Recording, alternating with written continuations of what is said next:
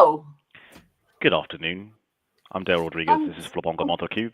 With me today, I've got co-host Tony Stevenson and our awesome guest.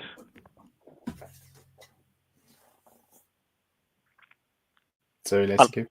Zoe Lacey-Cooper, aka Coops, aka ZLC, or ZLC if you're feeling gangster. Hey Zoe, how's it going?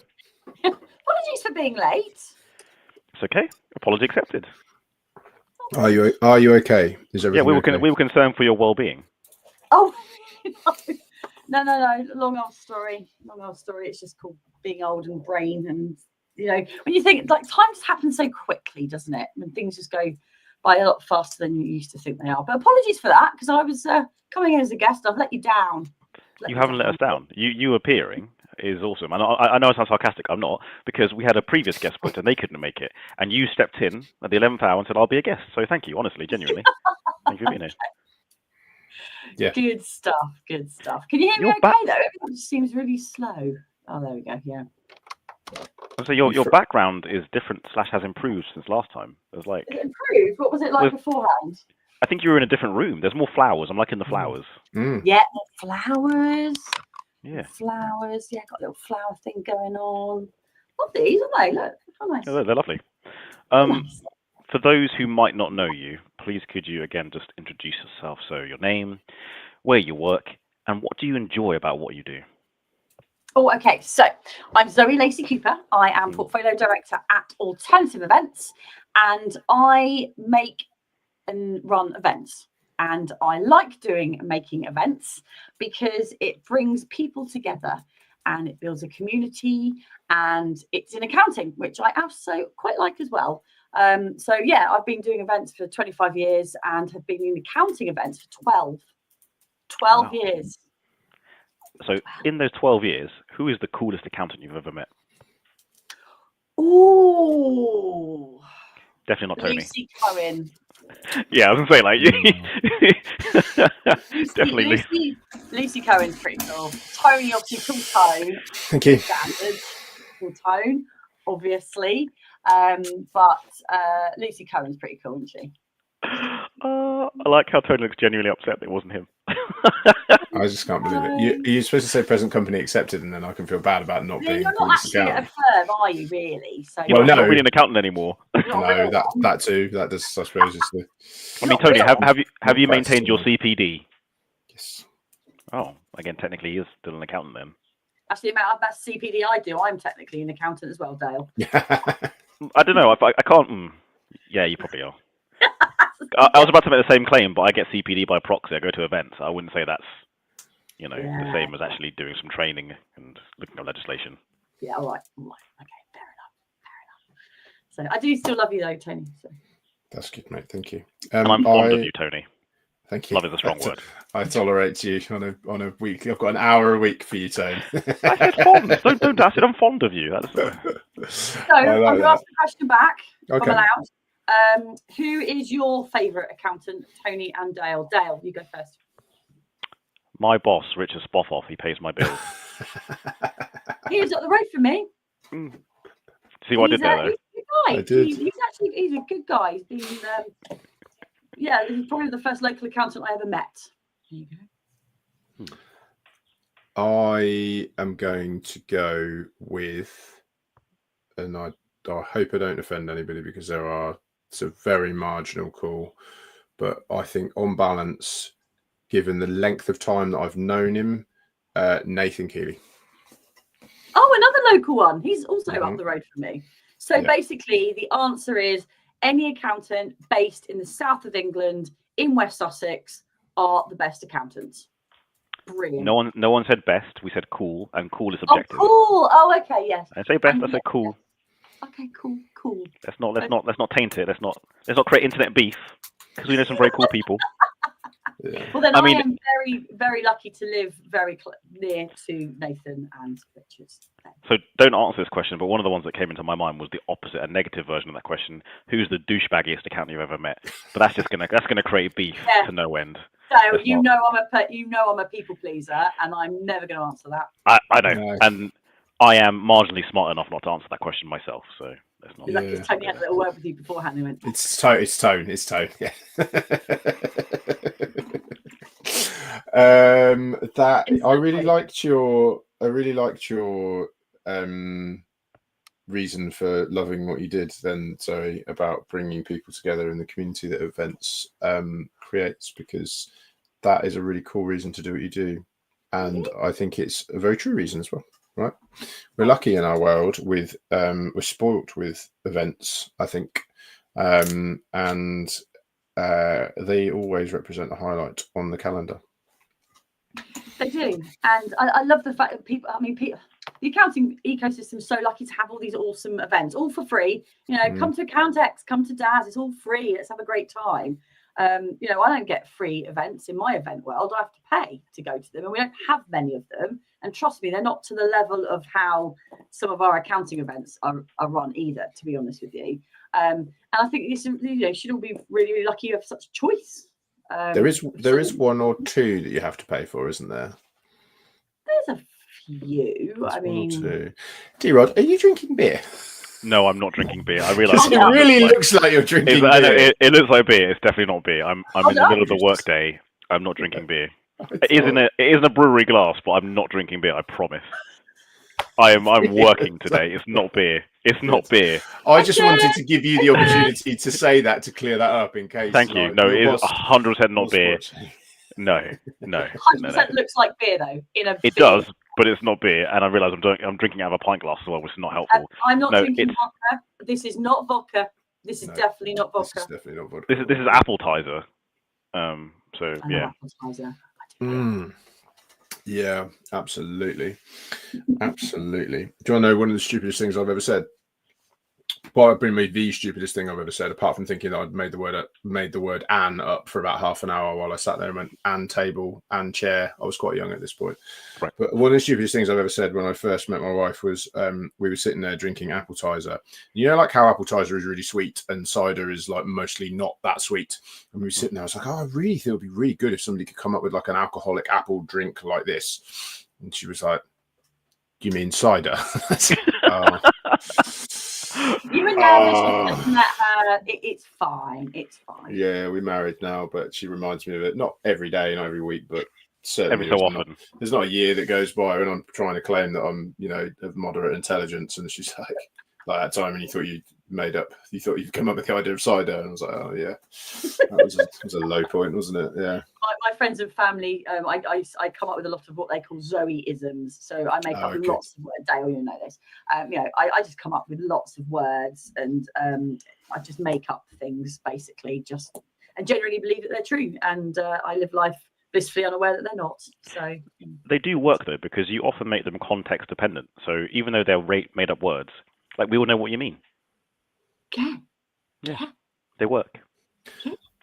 I work for a Scottish company, and I also am married to a Cornish lady, and that brings quite a lot of like regional dialect along with it, which I was unaware of, being from almost slap bang in the middle of the country. So I hadn't realised before I worked for a Scottish firm that there was so much like so many words that they use that I was unfamiliar with, but it's really quite cool to learn about them and to try and unpick what is what. So my particular favourite is they say "weist," which I think means like be quiet or shut your mouth, and they used to use the word "ken," so they'll say like "ken," which means like I know. So yeah, I really enjoy that. My wife uses the Cornish word, so like they'll use the word "tacker" to describe like a toddler, kind of small like little tacker running around.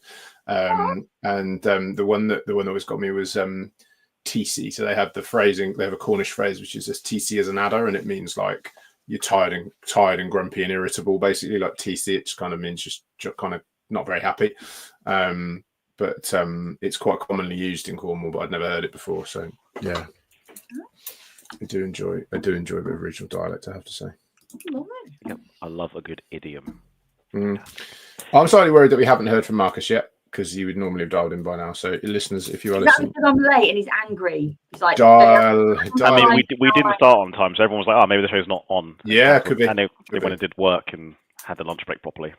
That's it, exactly. If everyone's out there listening, dial into the comments, folks. So in summary, Zoe killed the show. This is our last and final episode of Flabongamon. Oh my goodness, Flabongamon Cube, because Zoe killed it. Flamonga Monthropocube. So hard to say. Flamonga Monthropocube. Hey, maybe we'll reach a point where we need to rebrand because there's no rebranding exercise, right? And we do call it privately. We call it FM. FM for short. Yeah, FM for short. Zoe. Yeah.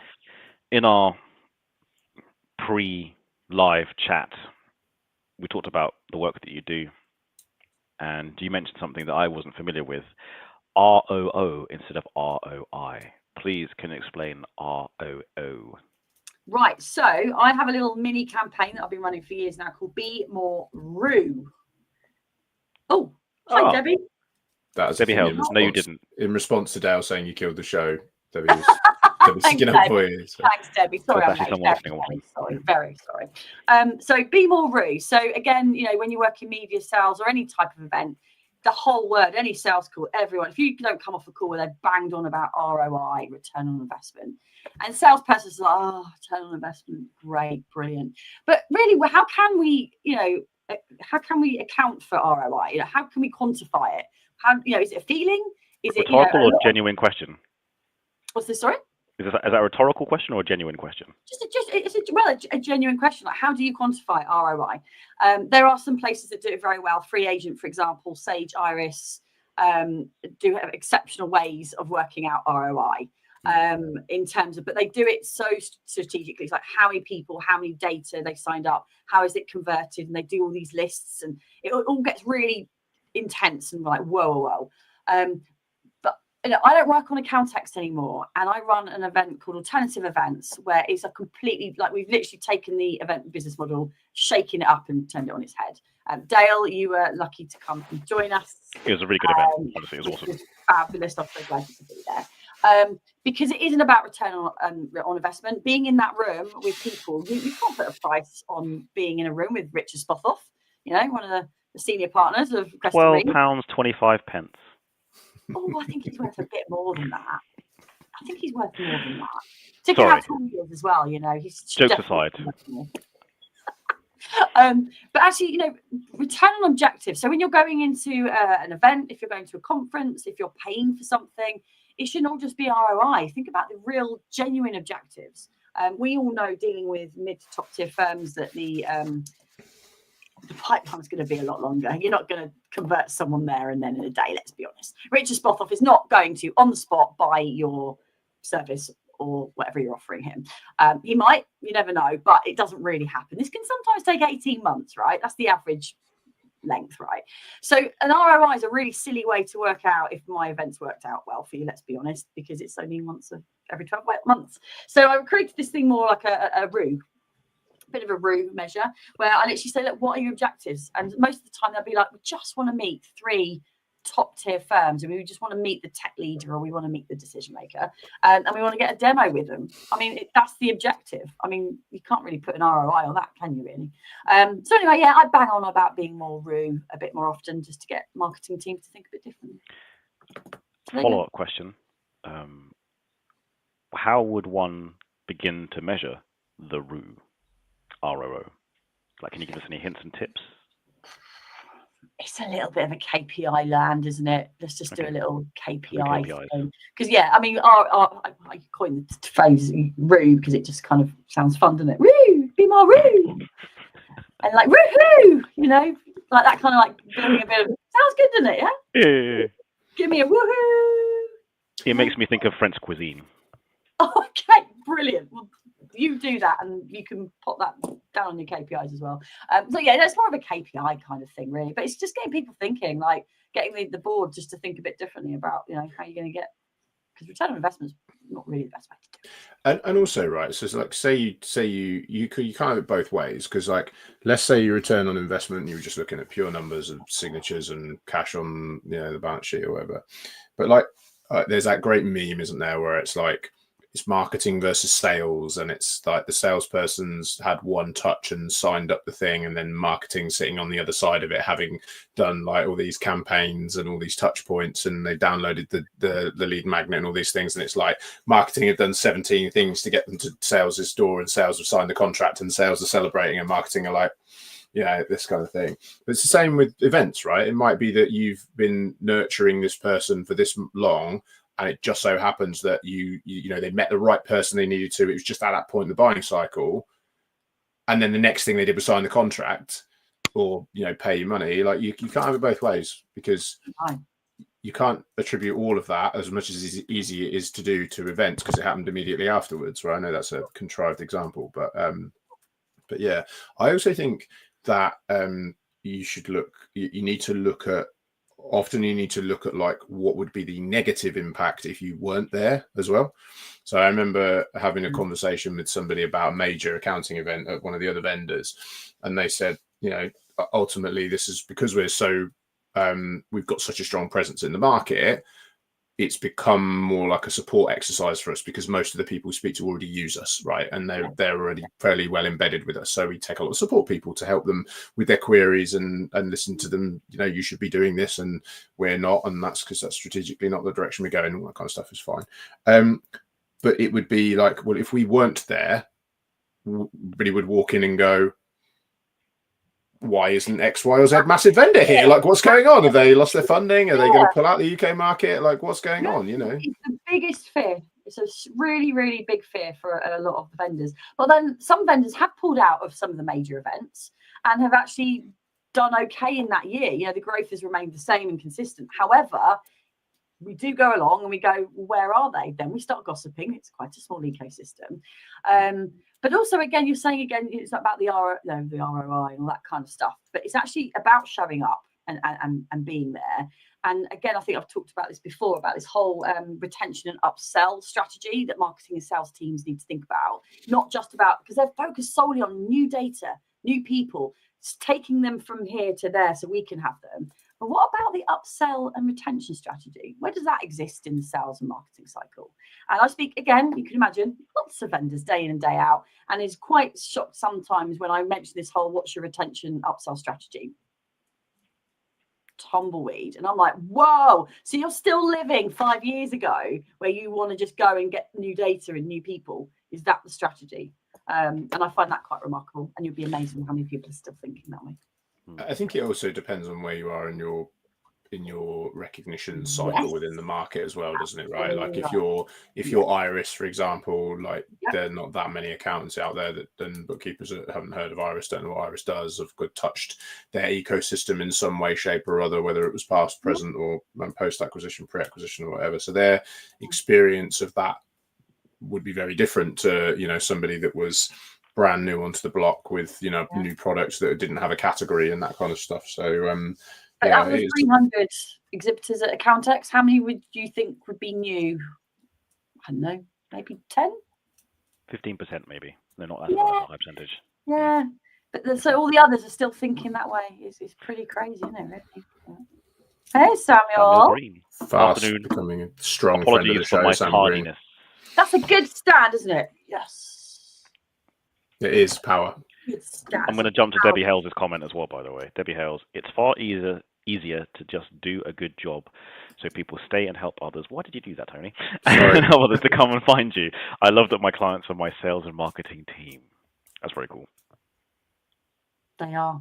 And that's true, actually, Debbie. On reflection on that, like when I started on alternative events 2 years ago, it wasn't me that was selling. It was the lovely likes of the delegates, like Julie Sinsbury and John Toon and Nathan Keeley and Richard Spothoff. They were the ones that were promoting the event for me. I'll be eternally grateful to them, because it is, isn't it? It's your clients that help you. I think it's very impressive what you've done with alternative, because I do as well. It's the space in the market for the event. It's very clear what you guys do, where you're aimed at, and you have managed to offer something different in a space that some people could say has become saturated, right? I don't think it has, but like you could say that actually there's quite a lot. But you've managed to carve out a niche. Thank you. It's a good event. Yeah, I love it. I'm so glad you came to see it as well, so you can know what it's all about. Got Dale on stage, everybody. He was on stage. Got him on this really interesting panel. It was vendors versus firm tech leaders. It didn't quite go as powerful as I was hoping. I was hoping it'd be a little bit like. That's because I held back because I wanted to make sure I'd be invited back for next year, because there was a comment made right at the end of our time that I did not get to address, and it proved my point, but I couldn't respond because we were out of time. And I've remembered, I've clocked it, and if you have that same person on the panel again, I'm going to point out. Was that recorded? It would. I got the audio for it, I think. I'd love the audio for that to prove my point for next year. Oh, okay. We could do like a little bit of continuation. Yes, please. It's a pretty obvious next question for me, Dale. But is it something that you want to save for next year? Or is it something that you want to get off your chest now and talk about addressing, or even get the person on if you want to, hit them with it in the middle of the.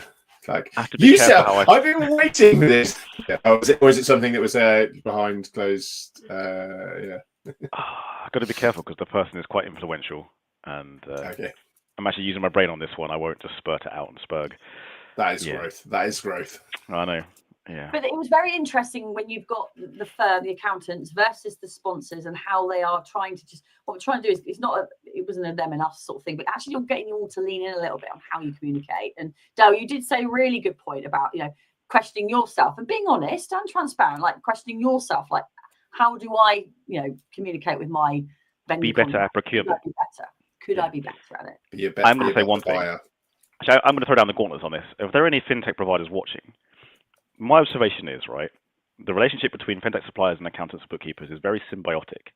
But if it leans too far one way, it'll become parasitic. And when it becomes parasitic, you get cut off. That's all I'm saying. Also, why don't certain firms with money just build their own software? Stop being afraid. Build it yourself. Stop complaining about the vendors and build it yourself. You have the money. Well, top 5, top 10, you've got tons of cash. Just build it. Nathan Keeling, Summertech, prime example. Yeah, stop whinging. It's as a software person, to counter that approach is that there's you've like, especially if it's something that's complex and not just like a kind of niche, small, singular task. Like, building software is really hard, and like you're going to divert a whole bunch of resource away from doing something else that you could do that was more in the wheelhouse. And the gap, like, there's a high bar of investment to make something complicated really good.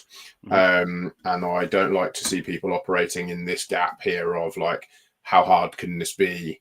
We tried. Oh, it's actually really hard. And quite often you'll see, like, it's a good example of when you get acquisitions. It's like someone's built a piece of software, they built it in a reactive way, and then it gets bought, and they're like, oh, actually, we're not sure what to do with this code structure because it looks quite different to the code structure that we've got. It wasn't quite what we were expecting.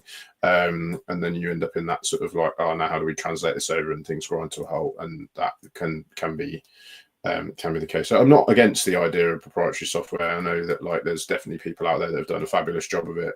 Lucy Cohen. Mid-tiers are doing it. There's a lot of mid-tiers. Yeah, and you got to be in that place to really commit to it, and because otherwise, one example I can think of where it got built by an individual, and then that individual left the business, and they were like, oh yeah, this is great, and then something broke, and they were like, now what do we do? It's like whenever you get a plumber around, the plumber always comes in and goes, look, I wouldn't have done it like that. I don't know what the last person built it like that. I don't know what to do with this. I'm going to have to take the whole thing apart. It's really going to cost you. You can end up in that situation. So I think it's something that should be not taken lightly as a decision. But I do hear more whisperings of it, and particularly with low code and AI and all that stuff, it's getting more. You're not a fan of low codey type stuff, eh? No, I can tell. As a former web developer, I'm not a huge fan of low code. I understand its purpose, right? If you haven't had the time or knowledge experience to learn how to do certain coding languages, great. Yeah. The thing that people overlook with low code and low code platforms forget to tell you is it runs on code. Right? The low-code application is an application that runs on code. So if you're using it, you're still beholden to code in the background. That's one thing I wish people would know before they go the low-code route. It still requires code. It still I don't think low code's talked about enough, actually. The only way I came across low code and the conversation around it, bearing in mind I'm not a tech leader, was actually one of our legal events. And I was like, what does low code mean? I don't know what this is about. It's still not actually talked very much in the accountancy world. Well, there's one that everyone talks about in the accounting bookkeeping space and don't realize it. Zapier. Zapier is low code. That's what it is. Yep. It's a logic module that you plug in, and it does all the code in the background, and you just have these little blocks you put in. Do you guys mind if I jump to the comments real quick? Because people are asking questions and commenting. Oh, all right. So I think this one might be aimed at you, Tony. It could be aimed at Coops. You can answer if you want. Debbie Hales, I'm trying to make what appears to be a really complicated, simple using software. Would you suggest using a platform or building from scratch? I'm biased. I say build from scratch. Anyone else want to jump in on that one? I think the answer is that I don't know enough about it to make any kind of assertions. And I think the answer will almost certainly be it depends. It depends on what you're trying to do. If there's a platform that you can do it on in a straightforward drag and drop fashion, maybe use that. If there's not, then you're going to have to suffer the cost of building it from scratch. So, yeah. And a good person to talk. I mean, Jenny Gillam from Redfish, who launched Fresh Pay. I've watched that journey for probably about 4 or 5 years now, actually, and they're doing great. It's a great bit of kit. Wonderful seeing the people using it and liking it. But again, there is a journey with that. If you know Jenny Gillam, maybe get in touch with her on LinkedIn because she's a lovely lady and has been through all of it. So that could be. Is that Jenny with an IE or Jenny with a Y? People can search her. JENNIE. Cool. I appreciate that because I actually need to reach out to her and speak to her. So thanks for the reminder. Lovely. Again, someone who lives up the road from me. We are the best people in West Sussex, I tell you. There you go. And there's another follow-up question from Debbie Hales. Ian, we'll get to yours in a minute. So would using a platform stop the plumber scenario? Do you mean Probably like a low-code platform, Debbie? Because no, it won't, because basically everyone's got a different way of coding. There are some principles that you can use, but there'll always be some slightly different way. So no, it won't stop it. It will happen more often than not. Ian McLean. 100% agree, Tony. When you build software in-house, you then become reliant on key employees not leaving or dying, etc. Much easier to have a contract with a software supplier that you can then insist on regardless of the individuals involved. The pros and cons to both. But again, this is where it comes to the mid-tier firms needing to do it because they have certain requirements. Whereas slightly smaller firms probably is easier to probably go and buy the software. I don't know. It's a difficult one. It's very personal depending on circumstances, I reckon. Subject change.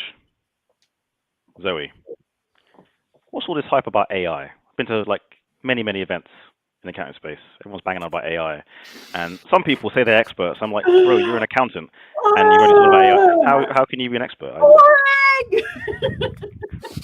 I'm bored of it. Oh my god, I'm so bored of it. Oh, it's Can I don't think I'm able to share this picture like in a meaningful way that isn't going to have me faffing around in the background for 20 minutes. But I took a screen grab of this, and I'm sure the two people in this won't mind me saying this because neither of them I'm poking fun at. It's just the juxtaposition of these two posts next to each other in LinkedIn as I was scrolling down. So it's post one and then it's post two, and they were one after each other in my LinkedIn feed.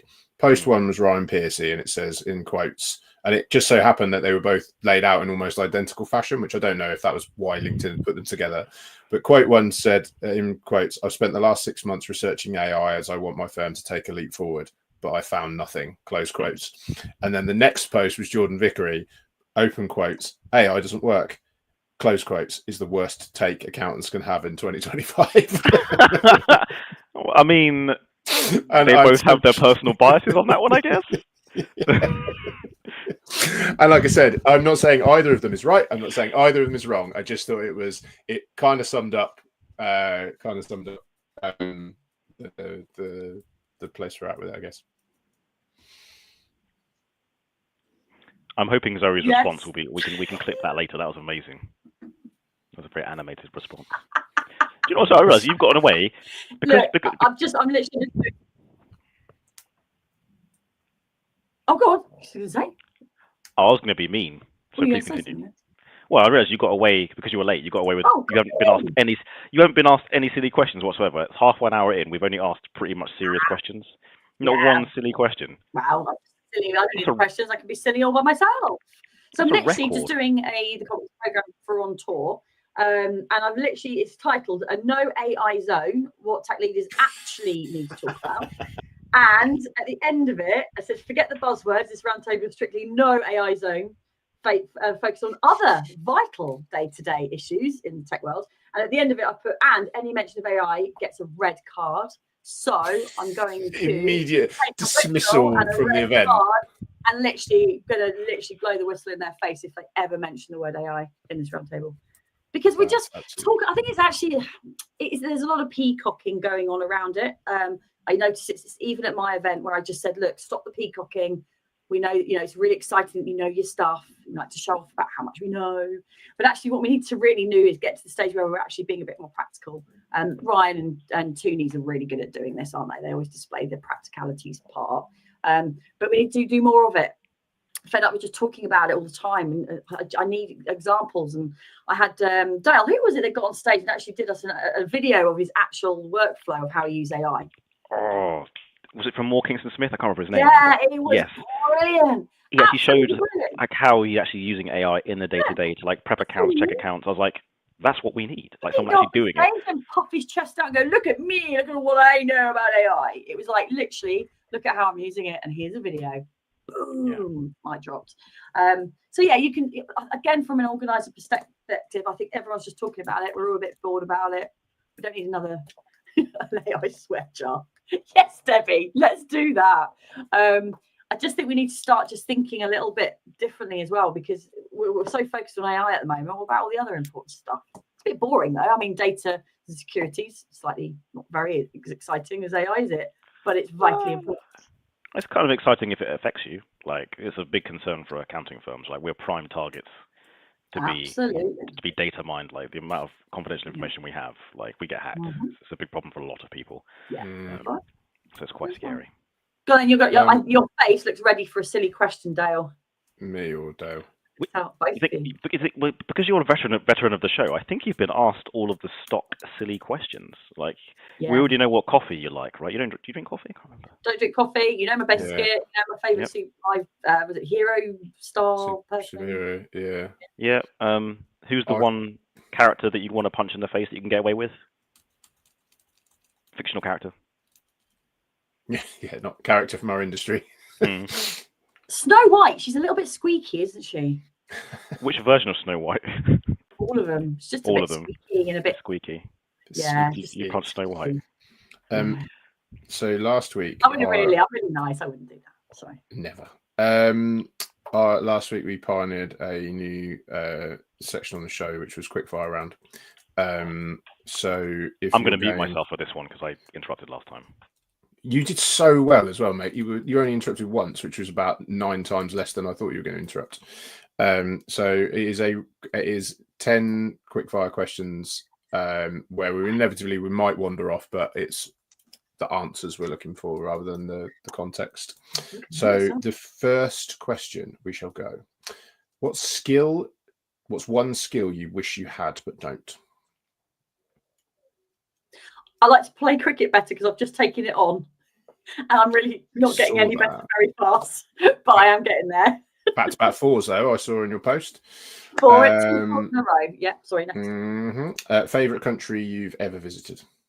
Egypt. Favourite country that you've never visited? So where do you want to go most? Hong Kong. Oh, nice. With hindsight, what alternative career could you have pursued if it wasn't what you've done?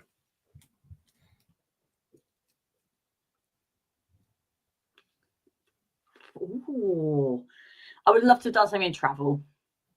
I was envisioning having like a walkie-talkie walking around the airport kind of thing. I could quite like that. Favourite food? Burgers, of course. Tony, you knew that. No need convincing required here. Favourite workout? God, I need to start going to the gym in Jan. I like the leg weighty thing because women have more strength in their legs, and I get on my weights building up quite quickly. I like it when I get to the weights after a man's been on it and I put the weight down a bit higher. I like that. I like that. Nice. What is your spirit animal? Fox. Nice. The book you have recommended the most often?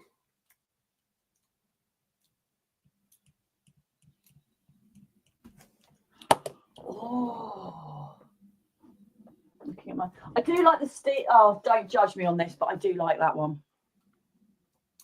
Haven't read Sorry. it. He's a bit Marmite, but he's taken all the old stuff, all the old business stuff, and repurposed it into a new thinking. I love it. Nothing new in there. It's just he just does it in a bit more of a modern way. Nice.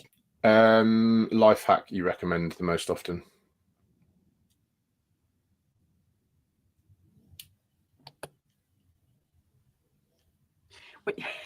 When you're having a kid, when you have a baby, I think I said this to you, didn't I, Tony? If you're having a baby, don't obsess about how little sleep you've had. If you've had more than 4 hours, that's enough. Don't get over it and get on with your day, because it will consume you.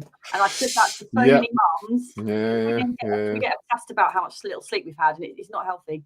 So if you have more than 4 hours sleep, just see that as a win and get on with your day. Okay. We've got 2 more left. Most hated grammatical error or mispronounced word?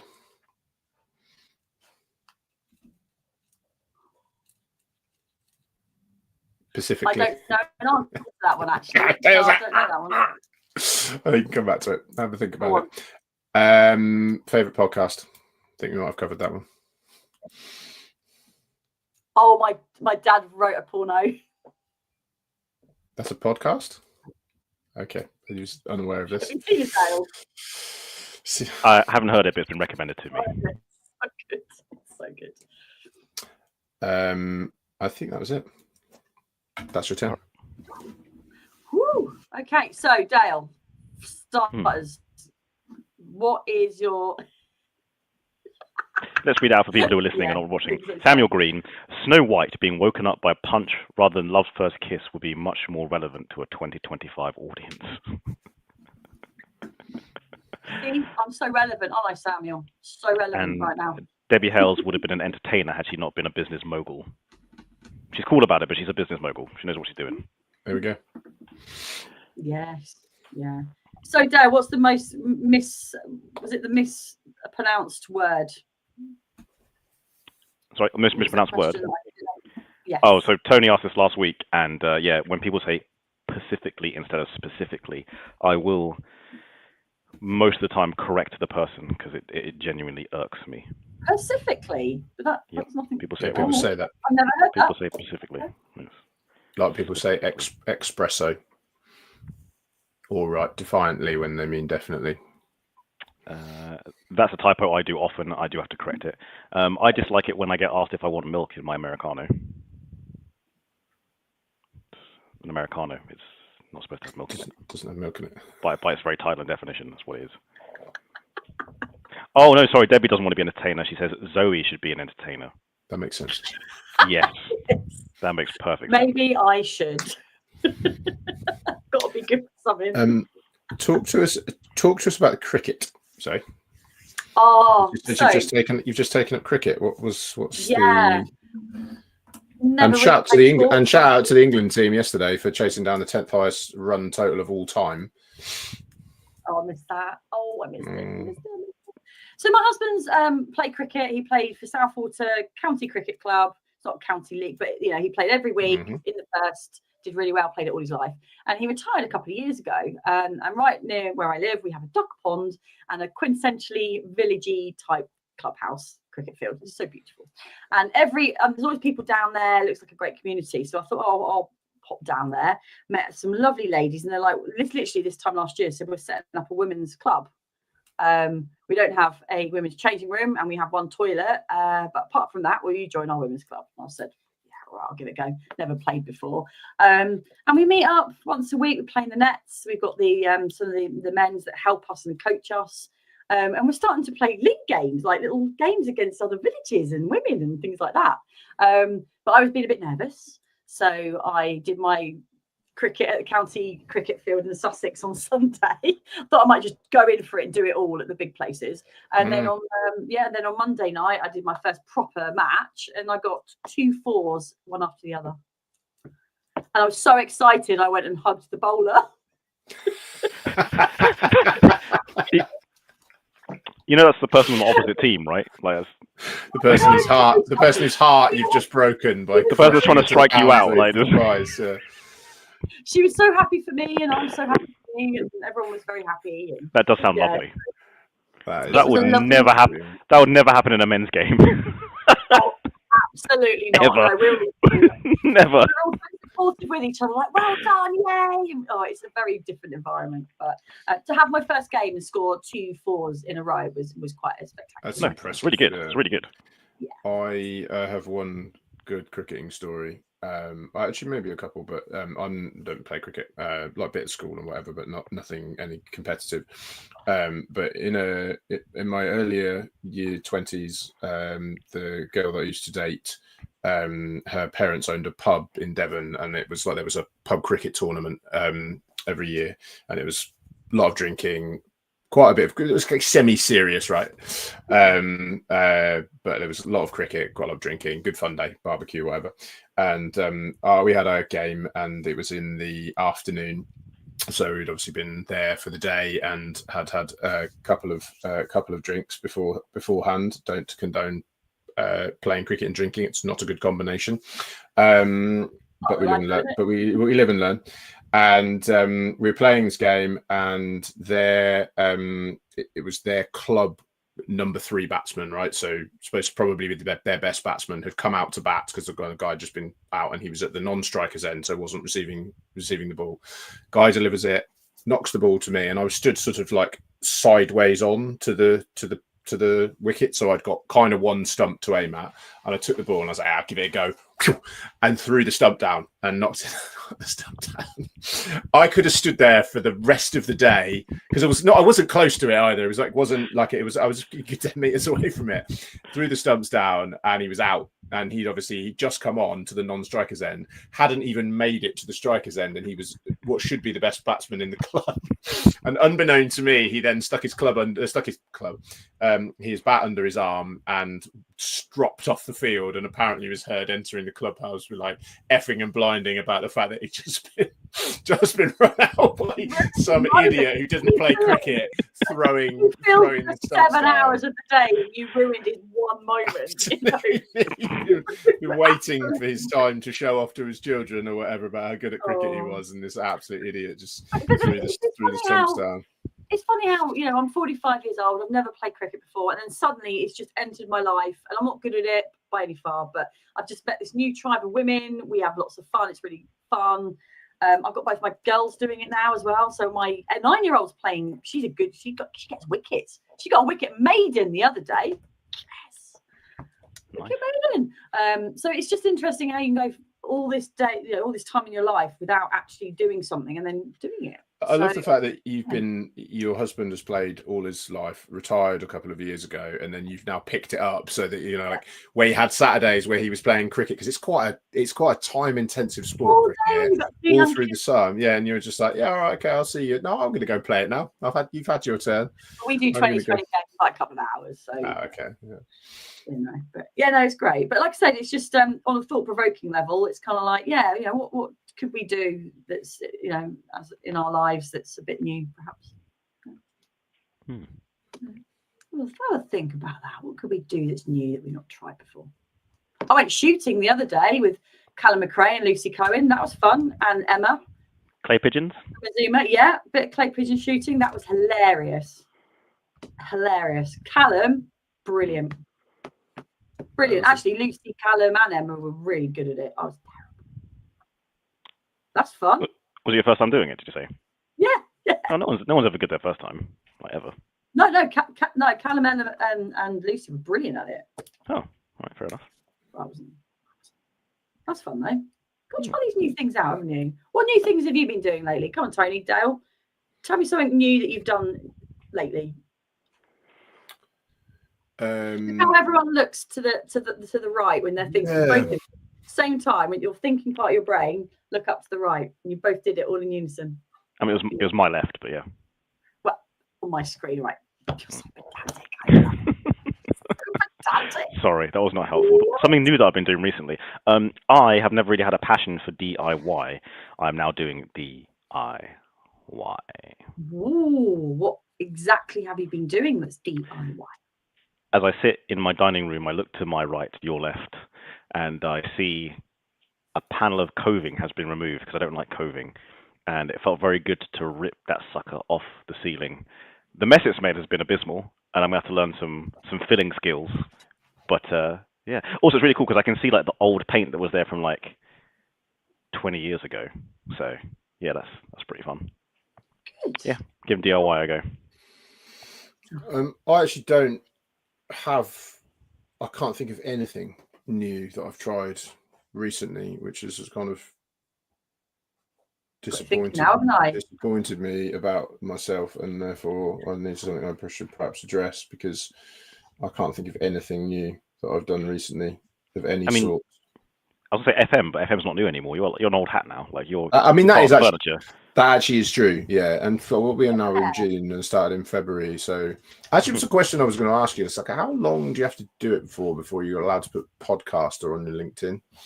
I mean, I've never put it on my LinkedIn. So you've been doing it. You've probably been doing it long enough, given you've done like 950 episodes. And Dale, you never put the fact that you're a judge on awards on your LinkedIn either. I think I've told you off about this before. It's on my LinkedIn profile. It wasn't before a couple of years ago, though. I said you need to put it on. Okay. All these amazing extra things that you do, you should celebrate it. Thank you. I will. Zoe. Kiss, marry, avoid. Popeye, Bugs Bunny. I've done that one. Oh, yeah. No. You're going to take these categories. Yeah. I think Zoe did it the week after Jordan did it, which was where it was originally born, wasn't it? Yeah. Yeah. Oh, you look sad now, Dale. I'm sorry. Ask AI to ask me a question.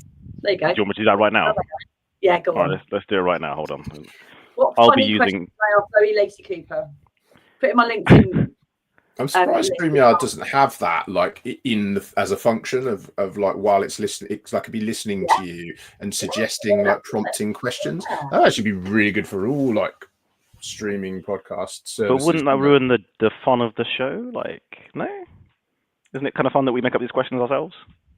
Yes, but also like we could then automate the show.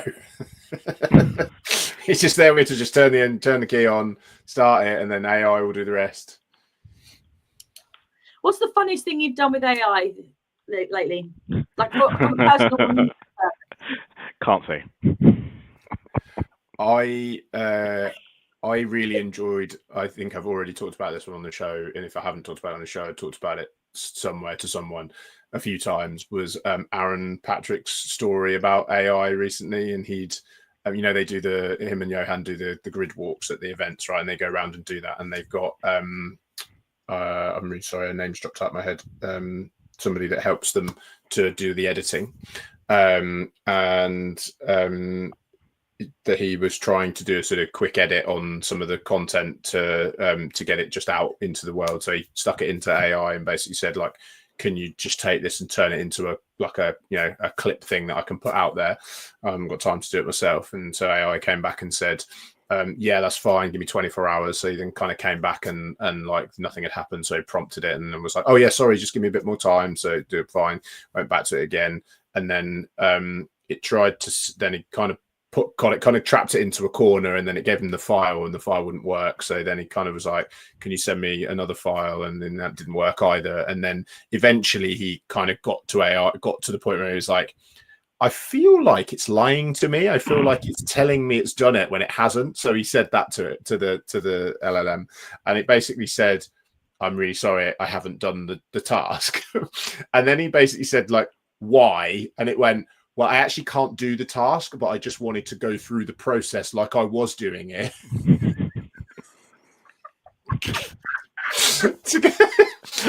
I was crying when he was telling the story. And he was like, Where's he gone? Like, Always, I think it was people pleasing, or if it wanted to kind of do the process. Am I still? it does do that. Hear me? It does do that. Then it starts sort of hallucinating, doesn't it? And then it gets all itself in a bit of a muddle. I used AI. I had one where I'd asked to do a spreadsheet. Sorry, I don't know who. I'm a bit behind on the listening thing, but I used AI the other day to create a Father's Day poem, and it came out with a really good one, and it created a little vision. And my dad thought it was brilliant. He was away caravanning, and I thought I'd send him one in the post. Got AI, write me a little poem about my dad. Came out with a lovely poem. Printed it off, stuck it in the car, and he was well chuffed. There you go. It's a really good use for AI. Did you tell him that you'd got AI to do it, or did he think you wrote it? You don't need to know that. He needs to think it came from my heart. Okay. Zoe, if your career had a theme song, what would it be? And why is it probably from something from the 90s? I can tell you that straight away. That's a really good question. Maniac on the dance floor. You know, when she's a maniac. That's literally, you've seen me on site, both of you.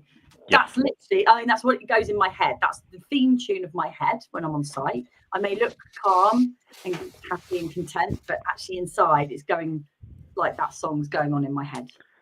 Question to both of you. What's your most controversial opinion on office snacks?